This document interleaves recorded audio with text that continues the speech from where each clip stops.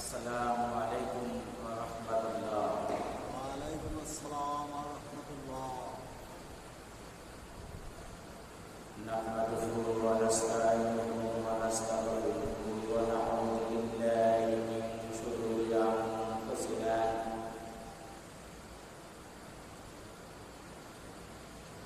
মান ইয়াহদিহিল্লাহু ফালা মুদিল্লা লাহু ওয়া মান yudlilhu ফালা হাদিya lahu। ونشهد أن لا إله إلا الله وحده لا شريك له ونشهد أن محمدا عبده ورسوله فقد قال الله تعالى في كلامه المجيد والفرقان الحميد فأعوذ بالله من الشيطان الرجيم بسم الله الرحمن الرحيم إن عدة الشهور عند الله 12 شهرا في كتاب الله يوم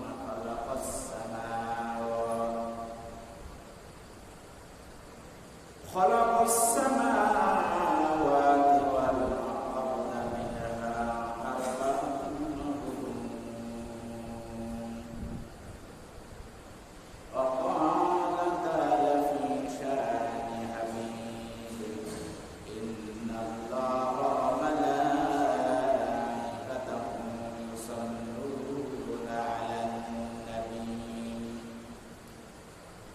يا أيها الذين آمنوا صلوا عليه وسلموا تسليما اللهم صل على سيدنا مولانا محمد وعلى آله سيدنا شفيعنا محمد اللهم صل على سيدنا مولانا وعلى آله سيدنا شفيعنا محمد बाजी से दमामा बदले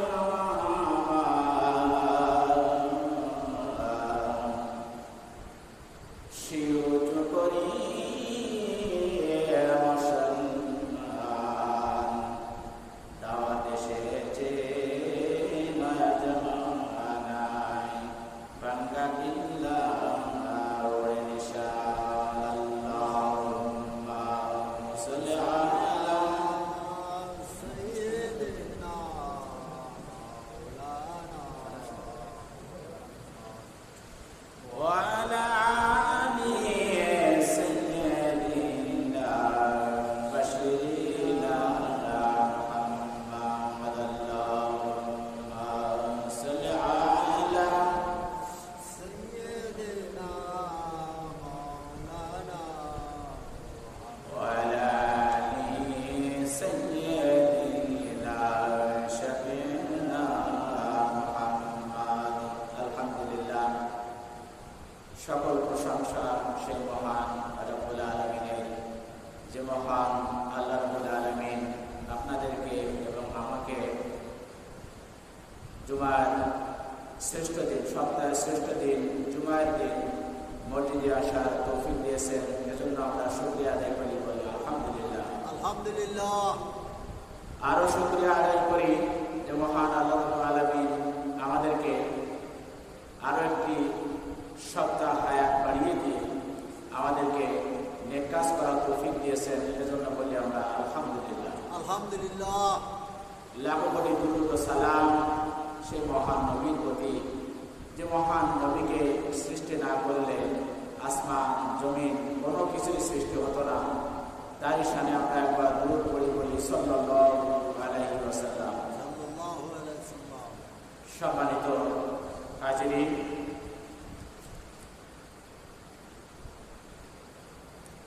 আমাদের সমাজে আমরা তিনটি সনের সাথে আমরা পরিচিত। এর একটি হচ্ছে ইংরেজি সন, যেটা আমাদের অফিস আদালত এবং আন্তর্জাতিকভাবে গণনা করা হয়। আরেকটি হচ্ছে বাংলা সন, যেটি আমাদের হিন্দু ভাইদের বিভিন্ন পূজা পার্বণ এবং তাদের বিয়ের যে দিনক্ষণ, এটা তারাই গণনা করে বেশি। আরেকটি হচ্ছে হিজরি সন। এখন এই হিজরি সনের সাথে আমাদের নামাজ, রোজা, হজ, যাকাত, অর্থাৎ আমাদের ইসলামের যে কালচার, ইসলামিক যে অনুষ্ঠান, এগুলো এই হিজরি সনের সাথে সম্পর্কিত। এখন আমি দেখেন, একটা ছোট্ট বাচ্চার কাছেও জিজ্ঞেস করবেন, যে কেবল স্কুলে যাওয়া শুরু করছে, তার কাছেও জিজ্ঞেস করবেন যে আজকে ইংরেজি মাসের কত তারিখ, ও কিন্তু বলতে পারবে। বাংলা সনটা খুব একটা মানুষ মনে রাখতে পারে না বা রাখে না, কিন্তু এই হিজরি সন এটা কিন্তু মনেই রাখে না, এটা কিন্তু মনেই রাখে না। অথচ এই হিজরি সন যে মাসের কত তারিখ, এটা কিন্তু মনে রাখা আপনার আমার জন্য ফরজে কিফায়া। ফরজে কিফায়া কি?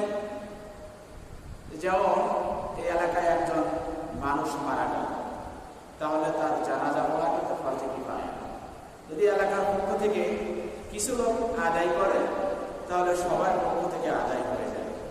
আর যদি কেউই যদি জানাজা নামাজ না পড়ে, তখন কিন্তু আমরা সবাই গুনাহগার হব। ঠিক তেমনি রমজানের শেষ দশকে ইতিকাফ করা, এটা কিন্তু ফরজে কিফায়া। অর্থাৎ এলাকার পক্ষ থেকে যদি কেউ আদায় করে, তাহলে সবার পক্ষ থেকে আদায় হয়ে যায়। ঠিক তেমনি এই আরবি সন, আরবি তারিখ, আরবি মাস, এটাও কিন্তু গণনা করা ফরজে কিফায়া। সেই আরবি সন এটা 1445 হিজরি আমাদের কাছ থেকে বিদায় নিয়েছে। এখন আমরা 1446 সালে আমরা পদার্পণ করেছি। সেই 1446 সালের মুহররম মাসের আজকে প্রথম জুমা। আল্লাহ আলামিন আপনাকে এবং আমাকে মসজিদে আগে ভাগে আসা তৌফিক দিয়েছেন, এজন্য আমরা আরো একবার শুকরিয়া আদায় করি, বলে আলহামদুলিল্লাহ। আলহামদুলিল্লাহ। এখন এই ইংরেজি সন এটা প্রবর্তক হয়েছে হযরত ঈসা আলাইহিস সালামের জন্ম থেকে। বাংলা সন এটা প্রবর্তন করেছেন সম্রাট আকবর। আর এই আরবি সন অর্থাৎ এই হিজরি সনের প্রবর্তক হচ্ছে ইসলামের তৃতীয় খলিফা হযরত ওমর বিন খাত্তাব রাদিয়াল্লাহু তাআলা।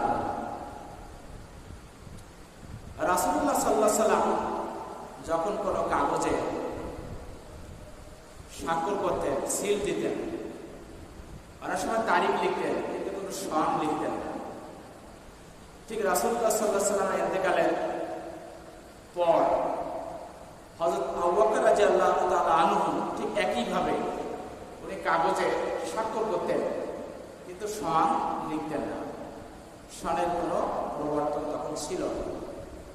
কিন্তু হযরত উমর রাদিয়াল্লাহু তাআলা আনহু যখন ক্ষমতায় আসলেন, উনি যখন খলিফা হলেন, তখন অর্ধ জাহানের, অর্ধ পৃথিবীর শাসক তিনি হলেন। অর্ধ পৃথিবী তাকে শাসন করতে হতো।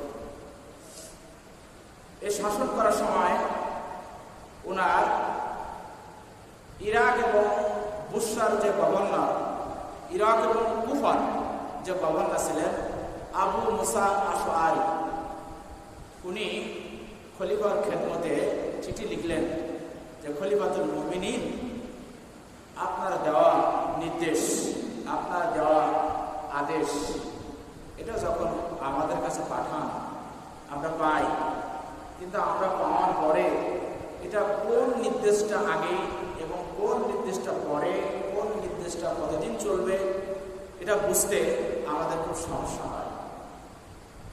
তখন হযরত উমর রাদিয়াল্লাহু আনহু তখনকার সময় বিশিষ্ট সাহাবীদের নিয়ে বসলেন,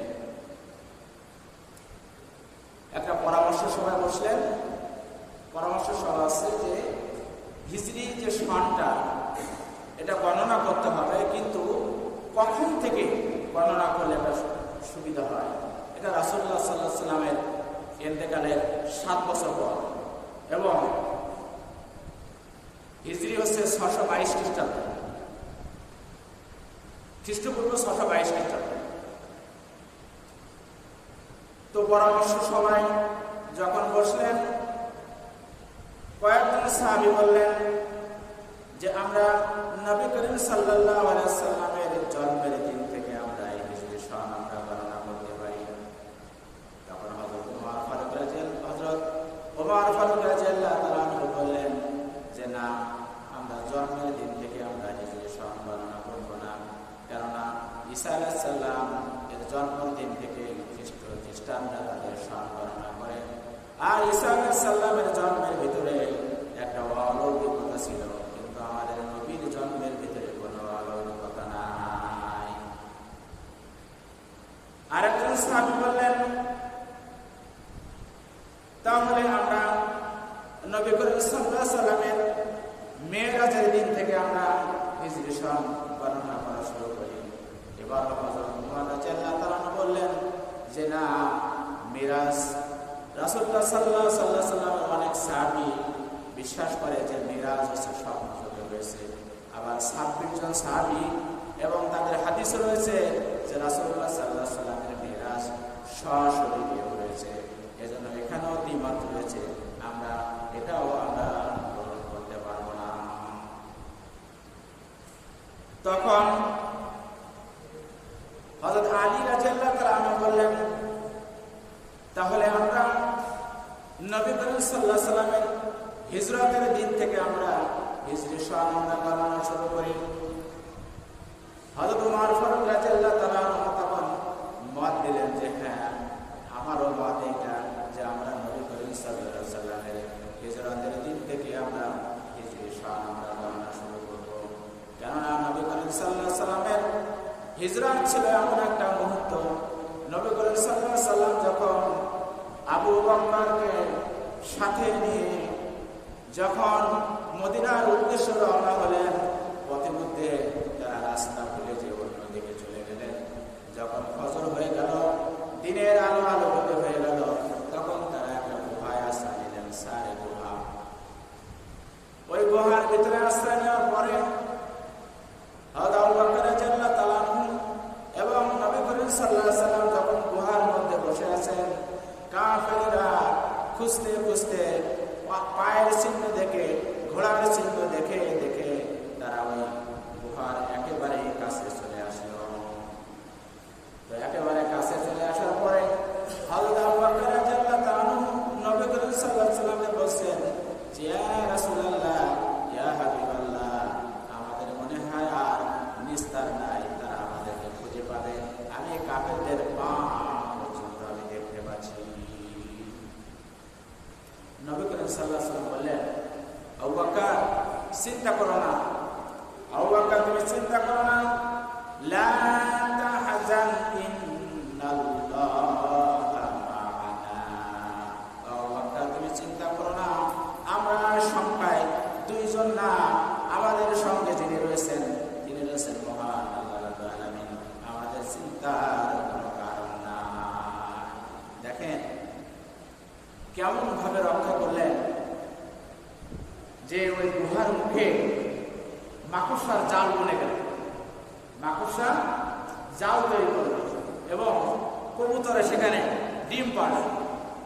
কয়েকজন কাফের বলছে যে এই গুহার ভিতরে আছে, আবার তাদের ভিতর থেকে দ্বিমত পোষণ করে বলছে যে যদি এই গুহার ভিতরে থাকে তাহলে এখানে কবুতরে বাসা বাঁধবে কি করে, এখানে মাকড়সায় জাল বনবে কি করে। আমার এক উস্তাদ এই হিজরতের কাহিনী নিয়ে উনি একটা সুন্দর গজল রচনা করেছিলেন। তার একটা লাইন এখন আমি আপনাদের বলছি। প্রবেশ পথে নির্বাণিয়া, প্রবেশ পথে নির্বাণিয়া, বিহঙ্গ দেয় তা আরো তাতে জালবু নিল, আরো তাতে জালবু নিল, ওই যে মাকড়সা কাফেরেরা ঘুরে ফিরে, কাফেরেরা ঘুরে ফিরে, বিফল মনো রথে রে আমার, যাই মদিনার পথে রে আমার, যাই মদিনার পথে, হিজরত করিয়া নবীজি আমার, যাই মদিনার পথে রে আমার, যাই মদিনার পথে। সুবহানাল্লাহ। আল্লাহ তাআলা এমন ভাবে রক্ষা করলেন যে গুহার মুখে মাকড়সা জাল বানালেন, আর কবুতর সেখানে বাসা বেঁধে ডিম পাচ্ছে, সেই ডিমের উপর তা দিচ্ছে বাচ্চা ফোটানোর জন্য। এভাবে রব্বুল আলামিন হযরত মুহাম্মদ সাল্লাল্লাহু আলাইহি ওয়াসাল্লামকে রক্ষা করলেন। এজন্য হযরত খলিফা ওমর রাদিয়াল্লাহু তাআলা বললেন যে আমরা এই দিন থেকে আমরা হিজরি সন আমরা গণনা করতে পারি। আবার আপনারা মনে করেন না যে ওই দিন থেকে হিজরি সাল শুরু হয়েছে, তা কিন্তু আল্লাহ রাব্বুল আলামিন পবিত্র কুরআনের সূরা তাওবার 36 নম্বর আয়াত আল্লাহ বলেছেন, ইন্না ইদ্দাতাশ শুহুরি ইনদাল্লাহি ইসনা আশারা শাহরাম ফি কিতাবিল্লাহ ইয়াওমা খালাকাস সামাওয়াতি ওয়াল আরদা মিনহা আরবাআতুন হুরুম। আল্লাহ বলেছেন ইন্না নিশ্চয় ইদ্দাতা গণনা শুরু হয়েছে, এই মাসের গণনা শুরু হয়েছে ইনদাল্লাহ আল্লাহর কাছে, ইসনা আশারা 12 মাসের, শাহরান 12টি মাসের গণনা শুরু হয়েছে। অর্থাৎ আল্লাহ রাব্বুল আলামিন যখন এই আসমান এবং জমিন সৃষ্টি করলেন, আসমান এবং জমিন সৃষ্টি করার সঙ্গে সঙ্গে আল্লাহ রাব্বুল আলামিন এই 12টি মাস শুরু করেছেন, এই 12টি মাস শুরু করেছেন। আর এই 12টি মাসের মধ্যে আল্লাহ রাব্বুল আলামিন বলেছেন যে মিনহা আরবাআতুন হুরুম, এই 12টি মাসের মধ্যে 4টা মাস হচ্ছে সম্মানিত, 4টা মাস হচ্ছে বেশি গুরুত্বপূর্ণ। এই 4টা মাস কি? আল্লাহ রাসূল হাদিসে বলেছেন, قال رسول الله صلى الله عليه وسلم ان الزمان قد استدار كهيئته يوم خلق الله السماوات والارض سنة 12 شهرا منها 4 حرم 3 متواليات ذو القعدة وذو الحجة والمحرم ورجب। হাদিসে নবী করিম সাল্লাল্লাহু আলাইহি ওয়াসাল্লাম বলেন, আল্লাহ তাআলা যখন আসমান এবং জমিন সৃষ্টি করেছেন তখন থেকেই 12টি মাস বিভক্ত হয়েছে। আর এই 12টি মাসের মধ্যে 4টা মাস হচ্ছে গুরুত্বপূর্ণ। এই 4টা মাসের মধ্যে 3টা মাস হচ্ছে ধারাবাহিকতা, এই 3টা মাস হচ্ছে জিলকাদ, জিলহাজ আর হচ্ছে মুহররম, এবং আরেকটা হচ্ছে রজব। এবং আপনারা মনে করেন তাহলে রমজান গেল কোথায়? আসলে রমজান হচ্ছে সবচেয়ে শ্রেষ্ঠ এই গণনার বাইরে, এটা হচ্ছে আল্লাহ তাআলার আলাদা একটা বরকতের মাস। এখন এই 4টা মাসের ভিতরে আমরা এখন আছি এই মুহররম মাস। সে মুহররম মাস, এই মুহররম শব্দের অর্থ হচ্ছে সম্মানিত, এবং আরেকটা অর্থ হচ্ছে নিষিদ্ধ। অর্থাৎ হেরেম শরীফের কিছু জায়গার ভিতরে এমন রয়েছে, আল্লাহ রাসূল বলেন যে যদি কোনো ব্যক্তি তার পিতার হত্যাকারীকেও পায়, ধরেন আপনার পিতাকে হত্যা করছে, সেই হত্যাকারীকে আপনি পাইছেন, এবং ওই সে হেরেম শরীফের নিষিদ্ধ এলাকার মধ্যে। তো এই 4টা মাসের ভিতরে আপনি তাকেও কিছু বলতে পারবেন না, এমন সম্মানিত এই হিজরি, এই মহররম মাস। এখন এই মহররম মাসের একটা গুরুত্বপূর্ণ দিন রয়েছে। সেই দিনটাকে বলা হচ্ছে আশুরা, অর্থাৎ মহররম মাসের 10 তারিখ। এখন এই আশুরা মানে কিন্তু তাজিয়া মিছিল নয়। আমাদের এক শ্রেণীর ভাইরা তারা তাজিয়া মিছিল করে। এই মহররম মাসে যে আমরা বুক চাপড়াবো তা কিন্তু নয়। এই মহররম মাসে আমরা হাই হোসেন বলে গায়ে রক্ত মেখে আমরা চিৎকার করবো তা কিন্তু নয়। কেননা ইমাম হোসেন নামে আল্লাহ রসুলের কোনো নাতি ছিল কি? ইমাম হুসাইন। তাহলে যারা হাই হোসেন বলে, আসলে তারা ইমাম হুসাইনের নামটাও কিন্তু শুদ্ধভাবে উচ্চারণ করে না। আর এই যে কারবালার কারণে যে আশুরাটা গুরুত্বপূর্ণ, এটাও কিন্তু সঠিক নয়। হ্যাঁ, এটাও গুরুত্বপূর্ণ, কিন্তু এই কারবালার ঘটনা এটা হয়েছে আল্লাহ রসুলের মৃত্যুর 50 বছর পর, প্রায় 50 বছর। এই দিনটা অনেক গুরুত্বপূর্ণ। সেই গুরুত্বপূর্ণের ভিতরে আল্লাহ রসুল বলছেন, ক্বালা রাসূলুল্লাহ সাল্লাল্লাহু আলাইহি সাল্লাম, আফদালুস সিয়াম বা'দা রমাদান। রমজানের পর সবচেয়ে গুরুত্বপূর্ণ রোজা হচ্ছে আশুরা রোজা। শাহরুল্লাহিল মুহররম, আর সেটা হচ্ছে মুহররম মাস।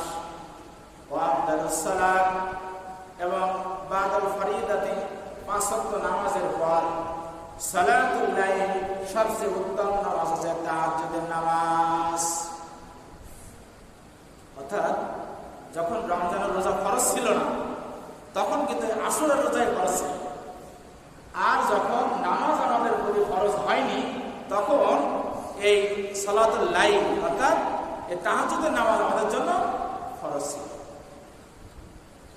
বুখারী শরীফের 2004 নম্বর হাদিসে হযরত আব্দুল আব্বাস রাদিয়াল্লাহু তাআলা হতে বর্ণিত, নবী করিম সাল্লাল্লাহু আলাইহি ওয়াসাল্লাম যখন হিজরত করে মদিনায় গেলেন, মদিনায় যাওয়ার পরে দেখলেন মদিনার ইহুদিরা আশুরার দিনে রোজা রেখেছেন। নবী করিম সাল্লাল্লাহু আলাইহি ওয়াসাল্লাম জিজ্ঞাসা করলেন, ও আমার ভাইরা, তোমরা এদিন কেন রোজা রেখেছো? তখন তারা বলছে, আমরা এই দিন এজন্য রোজা রেখেছি যে এই দিন হযরত মুসা আলাইহিস সালামকে আল্লাহ আলামিন ফিরআউনের কবল থেকে মুক্ত করেছিলেন।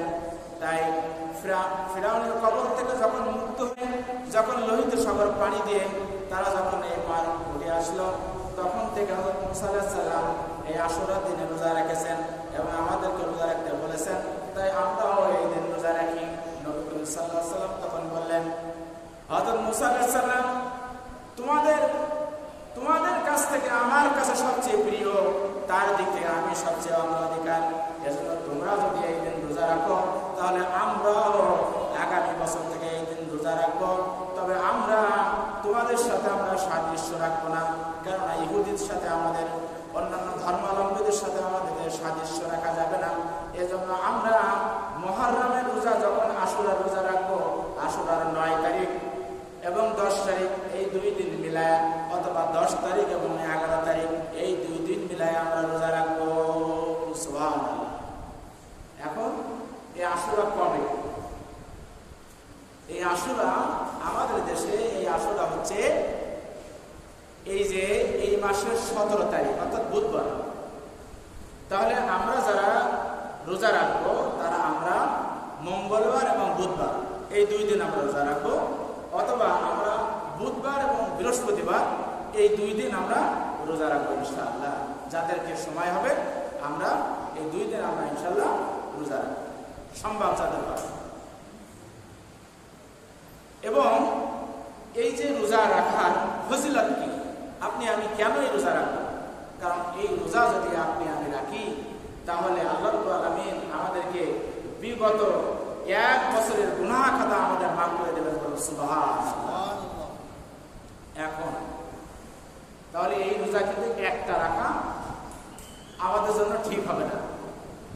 আমাদের কিন্তু দুটো রাখতে হবে। অন্য যে কোনো রোজা আপনি একটা রাখতে পারবেন, কিন্তু এই রোজাটা আমাদেরকে একটা রাখতে নিষিদ্ধ করা হয়েছে। হয় একদিন আগে অথবা একদিন পরে আমরা মিলাই দুটো রোজা ইনশাল্লাহ আমরা রাখার চেষ্টা করব।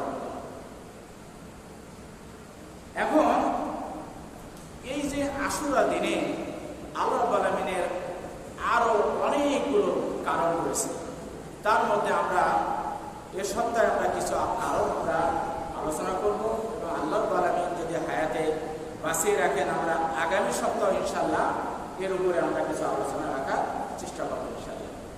এখন 1 নম্বর কারণ দেখেন, সূরা আরাফের 54 নম্বর আয়াতে আল্লাহ বলেন, ইন্না রাব্বাকুমুল্লাহুল্লাযী খালাকাস সামাওয়াতি ওয়াল আরদা ফি সিত্তাতি আইয়ামিন থুম্মা ইসতাওয়া আলাল আরশ। ইন্না নিশ্চয় রাব্বাকুমুল্লাযী আমাদের রব আল্লাযী যিনি খালাকা সৃষ্টি করেছেন, এই আসমান এবং জমিনকে সৃষ্টি করেছেন, ফি সিত্তাতি আইয়াম 6 দিনে আল্লাহ তাআলা সৃষ্টি করেছেন, অথবা সৃষ্টি করার পর আল্লাহ তাআলা আরশে আজিমে অবস্থান নিয়েছেন। আল্লাহ তাআলা যদি কোনো কিছু সৃষ্টি করতে চান তাহলে আল্লাহ যদি শুধু বলেন কুন হও ফায়াকুন, অতঃপর সেটা হয়ে যায়। কিন্তু এখানে আমাদের জন্য শিক্ষা রয়েছে যে আল্লাহ রাব্বুল আমিন কেন 6 দিনে সৃষ্টি করলেন। আল্লাহ রাব্বুল আমিন এই 6 দিনের যেদিন থেকে পৃথিবী সৃষ্টি শুরু করেছিলেন, এই সৃষ্টির প্রথম দিন ছিল রবিবার, এবং এই রবিবারটাই ছিল আশুরা দিন। বলেন সুবহানাল্লাহ। আশুরা দিন প্রথম যেদিন সৃষ্টি হয়েছে, এই সৃষ্টির প্রথম দিন ছিল রবিবার এবং সেদিন ছিল আশুরা দিন। এখানে আমাদের জন্য, আপনার জন্য, আমার জন্য একটা শিক্ষা রয়েছে। আমি যদি কোনো কাজ যদি হয় 2 ঘন্টার, সেই কাজটা কিন্তু আমি তাড়াহুড়া করে 1 ঘন্টায় শেষ করবো না, কেননা 1 ঘন্টায় শেষ করলে সেই কাজটা ঠিক মতো হবে না। যেমনিভাবে আল্লাহ রাব্বুল আমিন আপনাকে আমাকে শিক্ষা দিলেন, আল্লাহ রাব্বুল আমিন এই পৃথিবী সৃষ্টি করতে চাইলে উনি 1 মুহূর্তে সৃষ্টি করতে পারতেন, কিন্তু তিনি সৃষ্টি না করে 6 দিন সময় নিয়ে আমাদেরকে শিক্ষা দিলেন যে আমাদেরকে ধীরে সুস্থভাবে কাজ করতে হবে। এবং আল্লাহ রাব্বুল আমিন 6 দিনে পৃথিবী সৃষ্টি করেছিলেন, আর পৃথিবীর সৃষ্টির প্রথম দিন ছিল রবিবার এবং সেই দিনটা ছিল আশুরার দিন। আল্লাহ রাব্বুল আমিন ফেরেশতাদেরকে ডেকে জানিয়ে দিলেন, ও আমার ফেরেশতারা, সূরা বাকারা 30 নম্বর আয়াতে আল্লাহ তাআলা বলেন, ওয়া ইয ক্বালা রাব্বুকা লিল মালাইকাতি ইন্নী জাইলুন ফিল আরদি খলিফা। আল্লাহ তাআলা ফেরেশতাদেরকে বলছে, আমার ফেরেশতারা তোমরা শোনো, আমি পৃথিবীতে আমি খলিফা তৈরি করতে চাই, আমি পৃথিবীতে আমি প্রতিনিধি তৈরি করতে চাই। তখন ফেরেশতারা বাধা দিয়েছিল, হে আল্লাহ, আমরা তো তোমার কৃতজ্ঞতা প্রকাশ করি, আমরা শকর করি, আমরা সবসময় ইবাদত বন্দেগীতে মগ্ন রয়েছি, আমরা তো তোমার জন্য যথেষ্ট, তুমি কেন পৃথিবীতে খলিফা তৈরি করবা? তখন আল্লাহ রাব্বুল আমিন ফেরেশতাদেরকে বলছিল, আমার ফেরেশতারা, আমি যা জানি তোমরা তা জানো না, এজন্য তোমরা আমার কাছে বাধা দিও না, আমি পৃথিবীতে আমি প্রতিনিধির সৃষ্টি করতে চাই। এরপর আল্লাহ রাব্বুল আমিন আদম আলাইহিস সালামকে সৃষ্টি করলেন। খলিফা অর্থ কিন্তু আগে আমরা এক সময় জানতাম যে দর্জিকেও কিন্তু খলিফা বলা হতো। কেন দর্জিকে খলিফা বলা হতো? কারণ আপনি যখন দর্জির কাছে একটা পোশাক আপনি বানাতে দিবেন, তখন সে পোশাকটা কিন্তু দর্জির ইচ্ছায় বানানো হবে না, আপনার ইচ্ছা, আপনার পছন্দ এবং আপনার নির্দেশনা মোতাবেক কিন্তু দর্জি আপনার জামা বানিয়ে দিবেন। ঠিক তেমনি আমরা যদি কোনো খলিফা হই, আমরা যদি কোনো আল্লাহর প্রতিনিধি হই, তাহলে কিন্তু আমাদেরকে আমার ইচ্ছা, আমার পছন্দ, আমার নির্দেশনা মতো চললে হবে না। আল্লাহর ইচ্ছা, আল্লাহর পছন্দ এবং আল্লাহর নির্দেশনা মোতাবেক আমাদেরকে চলতে হবে। এবং এই খলিফা হতে গেলে আপনার আমার মধ্যে 3টা গুণ থাকা দরকার। তার প্রথম নাম্বার গুণ হচ্ছে যে যেমন একটা উদাহরণ দিলে আপনারা বুঝতে পারবেন, একজন মালিকের যদি দুটো দোকান থাকে তাহলে সে একটা দোকানে ম্যানেজার বসিয়ে দেয় এবং আরেকটা দোকানে কিন্তু সে নিজে বসে। এবং যে দোকানে সে ম্যানেজার বসিয়ে দেয়, ম্যানেজারের কিন্তু প্রথম চিন্তা করতে হবে যে এই দোকানটা হচ্ছে আমার নাম এবং এই দোকানটা আমার ইচ্ছায় চলবে না। আর মালিক যখন হিসাব চাবে তখন আমাকে হিসাব দিতে হবে। এই তিনটা কাজ একজন দোকানে যদি আপনি কর্মচারী হন বা দোকানে ম্যানেজার হন, আপনাকে মনে রাখতে হবে দোকানটা আমার নাম, অর্থাৎ মালিক যখন এই দোকানটা খুলতে বলবে তখন আমাকে খুলতে হবে, যখন এই দোকানটা বন্ধ করতে বলবে তখন আমাকে বন্ধ করতে হবে। এই দোকানে আমার ইচ্ছা চলবে না। এই দোকান হচ্ছে মালিক যদি প্রতিদিন হিসাব চায় আমাকে প্রতিদিন হিসাব দিতে হবে, যদি সে সপ্তাহে হিসাব চায় আমাকে সপ্তাহে হিসাব দিতে হবে, যদি সে মাসে হিসাব চায় আমাকে মাসে হিসাব দিতে হবে। ঠিক তেমনি আপনি এবং আমি যদি আল্লাহর খলিফা হই তাহলে আল্লাহ আপনাকে আমাকে মনে করতে হবে যে আমার জান এবং আমার মাল এর মালিক আমি না। আমার জানের মালিক যদি আমি হতাম তাহলে আমি কোনোদিন আমার দাড়িকে আমি সাদা হতে দিতাম না। আমার চোখের মালিক যদি আমি হতাম আমার চোখে কোনোদিন আমি চশমা লাগাতাম না। আমার কানের মালিক যদি আমি হতাম আমার কানে কোনোদিন আমি শোনার জন্য মেশিন ব্যবহার করতাম না।